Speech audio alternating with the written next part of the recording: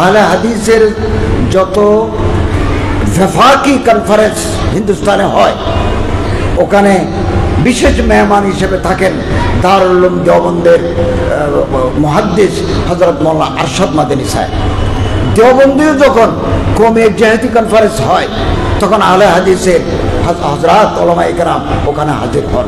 আমি মন্ত্রী হয়েছি, আরো লাখ লাখ মন্ত্রী দরকার, আলেম মন্ত্রী দরকার।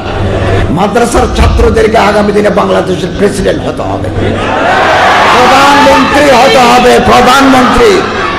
আমি ছাত্র ভাইদেরকে বলবো, উপরে উঠার স্বপ্ন দেখতে হবে। আমি ডক্টর আসাদুল্লাহ গালিব সাহেব যেহেতু আলাইকুম বলেছেন যে আমি এই আবেদন করে মন্ত্রণালয়ের দায়িত্ব নিই নাই, দায়িত্ব আমাকে দেওয়া হয়েছে। দায়িত্ব যদি কেউ চায়, হাদিসের বাক্য মতে আল্লাহ তাআলার রহমত হয় না।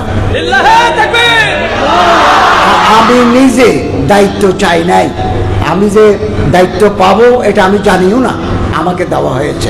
অতএব আমি আশাবাদী আল্লাহর সাহায্য আমি পাবো।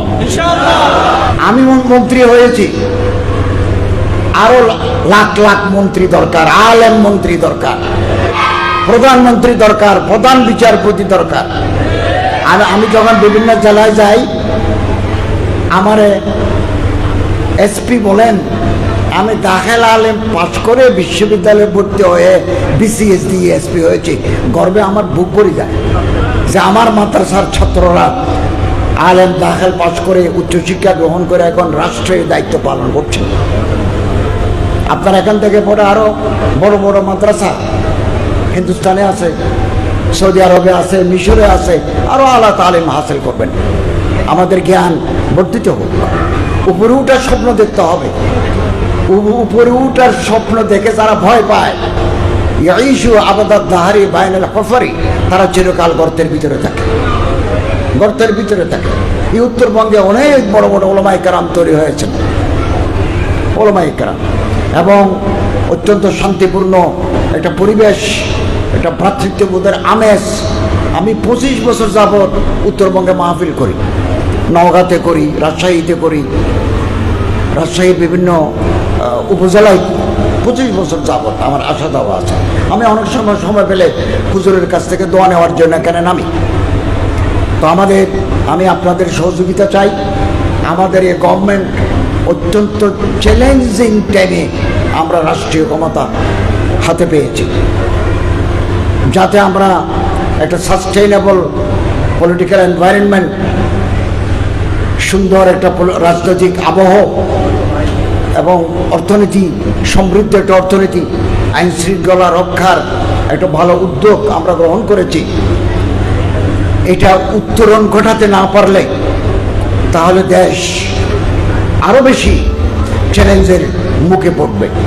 আমি আপনাদের সহযোগিতা কামনা করছি, পরামর্শ কামনা করি, দোয়া কামনা করি।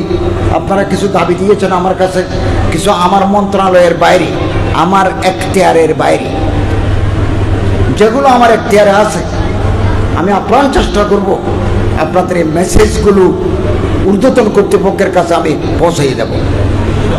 এবং আমাদের সময় কতদিন, আমরা অন্তর্বর্তীকালীন সরকার, ইন্টারিম গভর্নমেন্ট, আমরা কিছু সংস্কার করতে চাই। এটা জনগণের আকাঙ্ক্ষা।